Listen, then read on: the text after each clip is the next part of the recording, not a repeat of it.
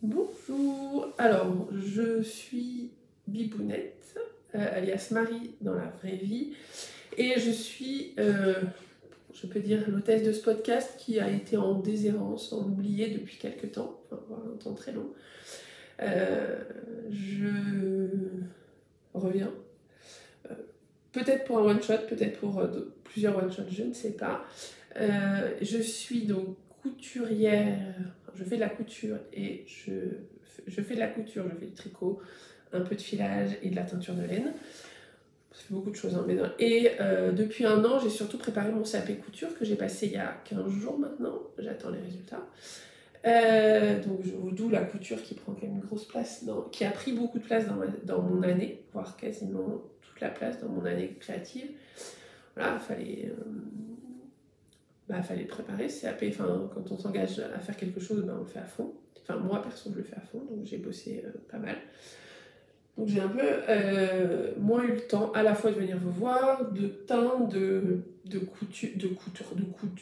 coudre des choses pour moi, ou de tricoter. Je reviens aujourd'hui avec, on va dire, plein de créations que je fais. Je suis plus... J'ai eu un peu des envies de création différentes.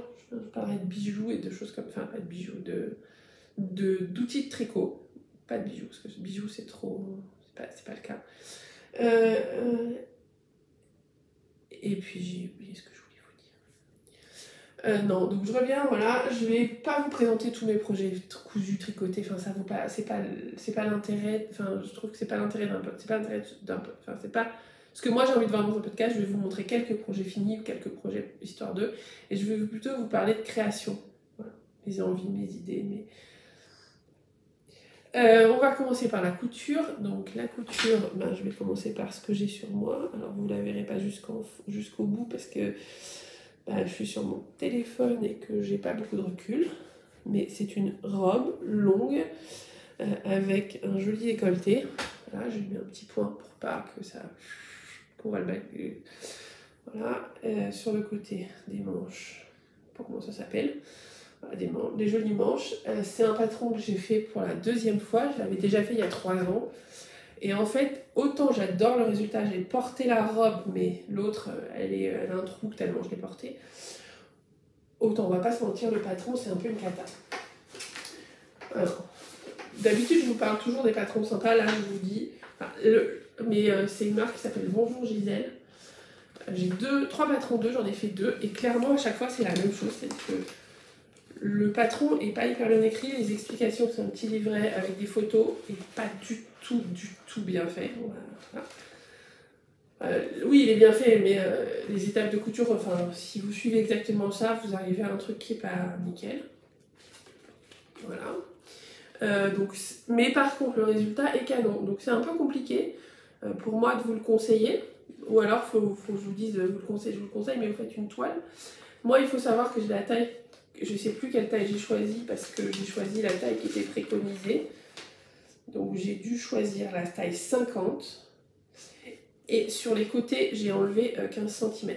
De ce côté-là et de ce côté-là. Sinon, j'avais un espèce de parachute. Donc, ce que je peux vous conseiller, c'est peut-être de prendre une taille en dessous de ce que vous auriez pris par rapport à votre tour de taille. Parce qu'elle est très large. Et de faire une toile. Voilà. Sinon, au global, elle est canon. Je vais en refaire une la semaine prochaine. Enfin, c'est une robe... L'intérêt, c'est qu'elle n'est pas doublée. Alors après, elle n'est pas doublée, donc il y a plein de petits plis à faire. Un peu d'ourlet mouchoir, mais c'est joli. Elle est hyper fluide. Alors, c'est un tissu qui n'existe plus. C'était Heidi Aida quand elle a fait un des stocks. J'ai pris ce tissu-là, donc c'est une viscose. Et voilà. Donc, je ne peux que vous conseiller d'essayer, mais je ne vous garantis pas... Donc, et là, je sais qu'elles font aussi du prêt-à-porter. Si vous voulez, vous pouvez le prendre en prêt-à-porter. Ouais, je le vends pas très bien le patron, je sais, mais je veux pas que vous l'achetiez si vous êtes couturière, on va dire un niveau 2. Voilà, je veux pas que vous essayez de le coudre et que vous soyez perdu. Honnêtement, pas toujours. Les explications sont pas hyper simples. Les surfils sont pas toujours notés, ils sont pas notés au bon endroit. Enfin voilà, c'est un faut un peu se débrouiller en couture pour pouvoir le faire.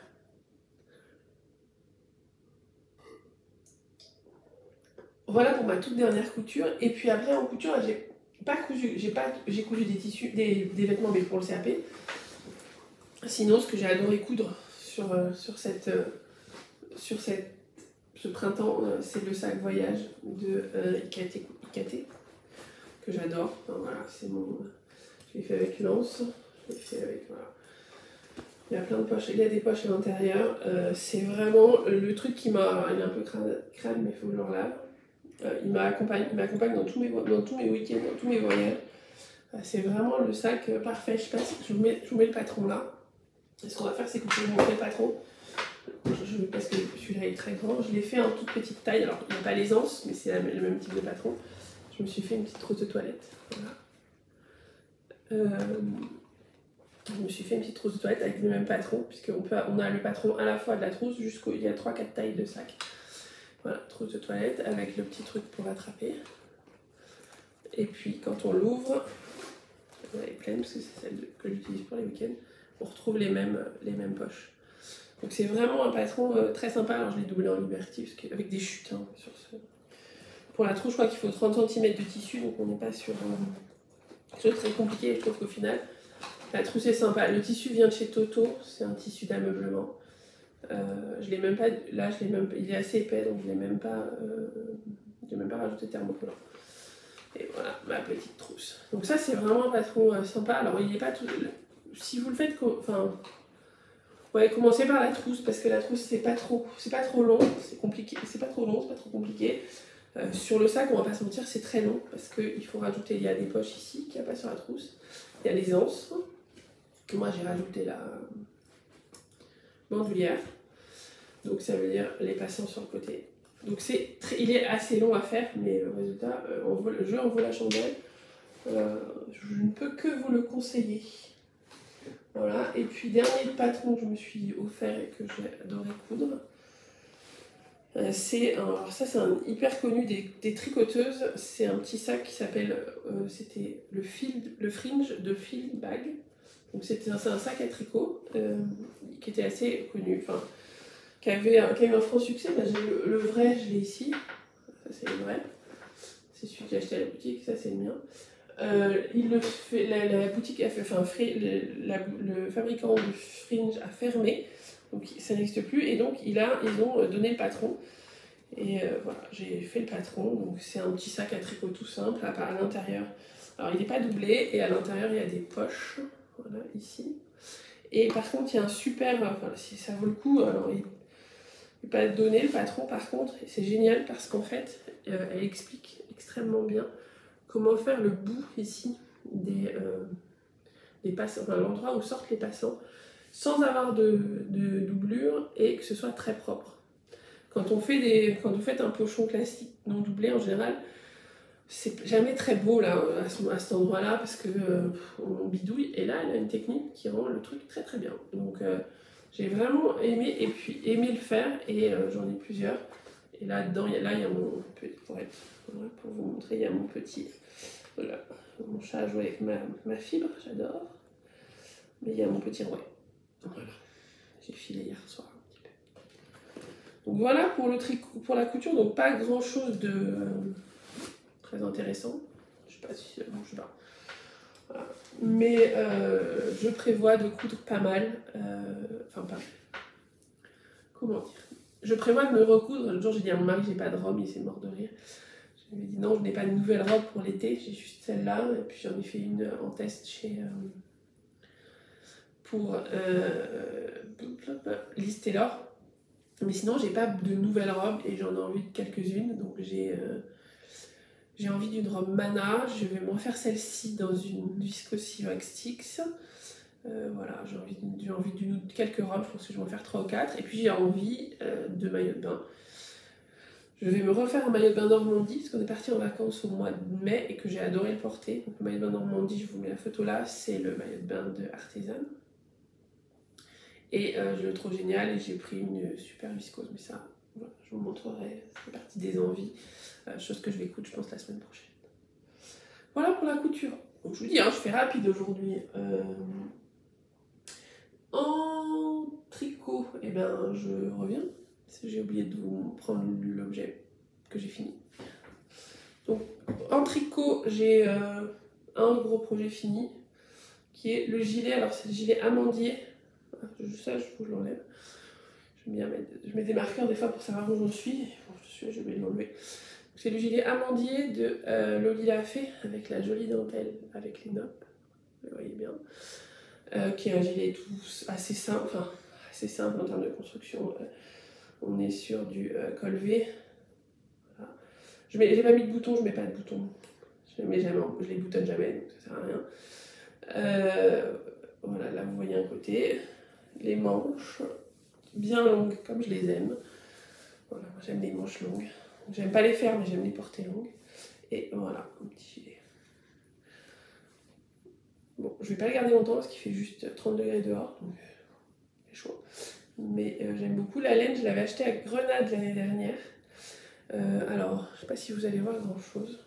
C'est une laine non teinte. Pour le coup, alors quand je l'ai acheté, c'était marqué 100% mérinos. Et en fait, alors je pense qu'il y a du mérinos blanc, du mérinos noir, ça on est d'accord. Mais en plus se cache, mais vous ne voyez pas, des petits fils légèrement bronze, mais très très peu. Donc c'est assez perturbant parce que c'est pas la stélina qu'on est habitué à voir. Et quand je lis la composition sur l'étiquette, je pense que la composition est fausse. Donc je ne sais pas trop ce qu'il y a. Enfin, je sais que c'est du mérinos, mais je pense qu'il y a un peu de stélina. Voilà. Et il est vraiment. Moi j'aime beaucoup le chiné.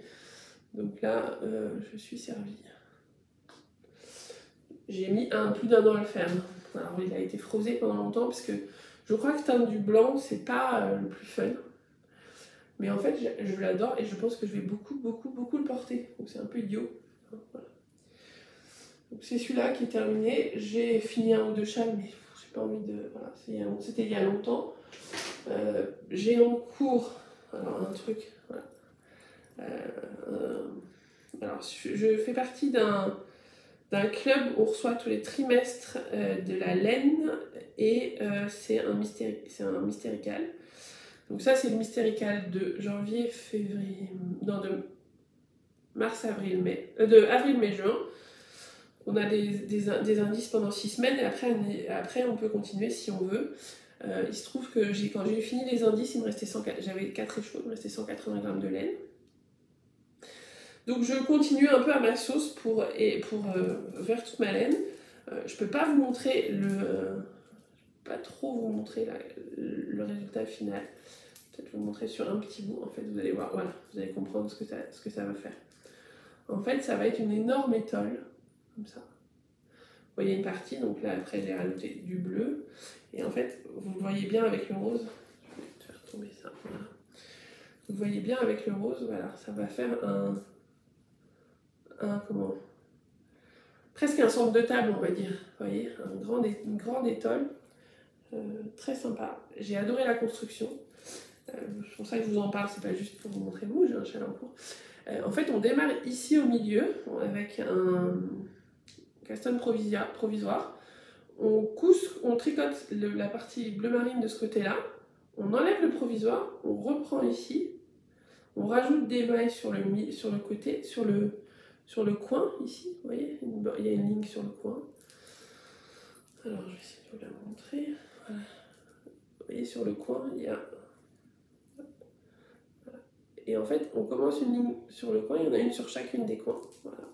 C'est ça qui va faire notre augmentation à chaque fois, qui va nous permettre de faire grandir notre châle. Et une fois qu'on a fait ça, ben, on tricote en rond finalement. Donc c'est hyper ingénieux, je trouve, comme construction. J'aime beaucoup. Ça va être un gros châle, parce que ça va être un châle de 4 échevaux. Mais enfin, ça va pas être je pense que ça va être une étole, une grande étole. Ça va me prendre presque une demi-couverture, quoi, un truc comme j'aime. Voilà, maintenant il n'y a plus qu'à, il me reste encore quand même pas mal de laine. Il me reste ça de celle-là et ça de l'autre. Donc c'est un projet en cours qui avance doucement. L'idéal ce serait de l'avoir fini pour fin juillet. Voilà. Je ne mets pas non plus d'objectif de malade dessus, mais voilà, je voulais vous montrer la construction parce que je la trouve hyper intéressante. C'est tout ce que je vous montrerai en tricot. Voilà. Je peux vous... si je regarde... Alors, Je vais continuer avec la teinture et je finirai par... Donc la teinture, il y a une vidéo qui va sortir, ou qui sort cette semaine en même temps que celle-ci voilà. J'ai teint et je vous montre comment j'ai teint ces petits écheveaux mini avec la teinture d'une nouvelle marque. Alors, où est-ce que... Voilà, ici. Avec la teinture d'une nouvelle marque qui est Octopus Teinture de Lily Neige, qui est une marque de teinture donc sans métaux lourds, GOTS, française. Voilà. Et j'ai teint ces petits mini, donc je vous montre, il y a une vidéo qui vous détaille tout, je pense que ça peut être sympa. Voilà. Et aussi parce que la teinture, donc moi je me suis teint pour moi, 4 écheveaux pour me faire un gilet. Voilà. Alors assez chiné, c'était pas obligatoirement le but recherché, mais finalement j'aime beaucoup. Voilà, 4 écheveaux de gris. Et ça me pique le nez. Voilà. Et en fait, maintenant que j'ai fini le CAP, que j'ai du temps, je me pose la question de savoir si je vais pas reprendre la teinture. Quand je dis reprendre la teinture, c'est reprendre la vente de laine. Alors je ne sais pas s'il y a de la place pour une de plus. On est beaucoup depuis que j'ai teint et que j'avais ma laine, les laines de Bibounette. Il y a beaucoup de marques qui sont lancées. Il y en a qui ont fermé. Donc je suis en pleine réflexion. J'ai envie et en même temps j'ai peur, on va pas se mentir. Je me dis, est-ce que je vais apporter quelque chose au marché? Enfin, alors apporter quelque chose au marché. Un truc qui est quand même super arrogant, d'une arrogance folle. Non, mais est-ce que j'ai un truc à apporter ou pas? Voilà, est-ce que je vais être une énième qui fait toute la même chose? J'ai l'impression que non, mais en même temps, moi je pourrais pas y consacrer tout mon temps, donc ce sera un truc un peu épisodique. J'aurais pas des stocks énormes tout le temps. Je sais pas. Voilà. Si vous avez des idées, voilà, donnez-moi votre avis si ça vous intéresse de m'aider. Voilà, je suis un peu perdue. J'en ai envie. En même temps, je me dis, est-ce que je vais pas servir à grand chose, quoi. Voilà. Donc j'en suis là. J'ai pas encore racheté de laine à teindre. J'ai remis le nez dans mes casseroles vendredi, ça m'a beaucoup plu. Là, je me suis teint un petit gilet qui va être canon avec des perles, je sais ce que je vais faire. Dans ma laine favorite, qui est de la Mérinos Cachemire Nylon, très retordue, ça c'est ma laine chouchoute absolue. Elle dépasse pour moi, alors, pas en termes de douceur et ça, mais en termes de tricot et de rendu, elle dépasse le yak, elle dépasse tout. C'est vraiment ma préférée. Et puis comme je suis toujours en phase de cette réflexion de qu'est-ce que j'aimerais bien continuer à créer autour du tricot, j'aime bien, voilà. Et je me suis amusée il y a quelques semaines. Alors j'ai acheté il y a quelques mois un bracelet, je sais plus où il est, je le retrouve. Enfin, je me suis acheté aux États-Unis un bracelet avec des anneaux marqueurs, un petit bracelet avec des charms et des anneaux marqueurs dessus. Mais il se trouve qu'il était très lourd et donc au bout d'un quart d'heure, je ne pouvais plus, enfin une demi-heure, et je ne pouvais plus l'avoir à mon poignet. Donc je me suis amusée à créer et à mettre en place, enfin à créer et à fabriquer ces petits bracelets. Donc j'en ai pas un voilà, c'est un bracelet avec des charms. Mais sur ces charms, si vous regardez bien, ceux qui ont un petit anneau comme ça, ce sont des anneaux marqueurs. Donc vous pouvez les enlever de votre bracelet, les mettre dans votre tricot, et vous revenez, vous n'en avez plus besoin, vous le remettez dans votre bracelet. Et donc vous avez à la fois un objet que je trouve plutôt sympa et un objet utile. Je les avais emmenés au Trail Tricot, ils ont plutôt bien marché. Les gens ont aimé. J'ai racheté de quoi en faire d'autres, je les avais fait en doré et en argenté. Donc avec le même système, ici vous avez à chaque fois des anneaux marqueurs. Et ici c'est fixe, ici c'est un anneau marqueur, hop là. Ici c'est fixe, ici c'est un anneau marqueur, ici c'est fixe, anneau marqueur, etc. Voilà. Donc ça fait partie des choses que j'envisage aussi de faire. Dites-moi si c'est des choses qui peuvent vous plaire. J'ai fait pas mal de petits, je vais les mettre en vente sur... J'avais fait beaucoup de petits Alors de petits anneaux marqueurs, alors ils sont coincés entre eux. Anneaux marqueurs petite perle, anneaux marqueurs, voilà, plein d'anneaux marqueurs. Je vais vous mettre la photo de ce que j'avais fait là. Ah, là aussi, dites-moi, est-ce que c'est quelque chose qui peut vous plaire? Enfin, voilà, je suis en pleine réflexion, j'avoue que j'ai besoin de vous. Je sais pas trop, je suis un peu perdue. Je sais que j'ai envie de créer, et quand je crée, j'aime bien créer pas que pour moi. Enfin, il y a une notion de créer aussi pour les autres, qui existe en tricot, qui existe pas en couture. En couture, je suis beaucoup moins dans la création pour les autres, ce qui est marrant. En tricot plus. Voilà, je reviens avec un épisode très court, il y a 20 minutes. J'aimerais bien pouvoir arriver à faire ça, essayer de voilà, de revenir vous parler sur des choses qui m'intéressent le plus ou sur ouais, c'est ça, sur le processus de création globale, pas sur des milliards de projets finis parce que c'est pas le plus, enfin c'est intéressant, ça peut vous inspirer, enfin voilà, je vais pas non plus cracher dessus, loin de là. Mais je trouve que ça fait un peu étalage, et alors que le but c'est aussi qu'on discute. Donc je vous laisse, dites-moi si ça vous intéresse, ce que j'ai fait ou pas, et puis je vous dis à bientôt.